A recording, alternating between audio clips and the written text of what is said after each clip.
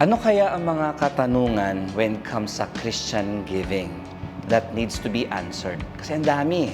Ang daming mga tanong.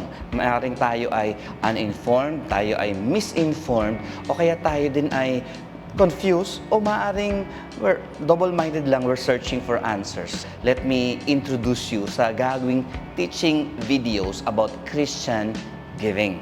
At sa Christian giving, you will grow more sa iyong Christian faith. Kasi katulad nito, ano ang kinalaman ng vision ng UVCC when it comes sa ating Christian generosity or Christian giving? So there are many questions pa na pwede nating itakal. At bibigyan ko kayo ng isang verse na maaring nababasa na natin madalas, pero let me repeat it sa inyo. It's in 2 Corinthians chapter 8, verse 12. Sabi po rito, "For if the willingness is there, the gift is acceptable according to what one has, not according to what one does not have."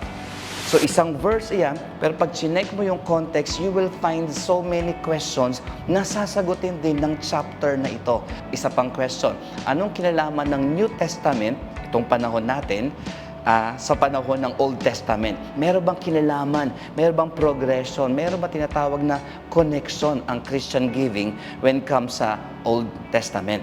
So these are just a few ng mga pwede nating maisip, matanong.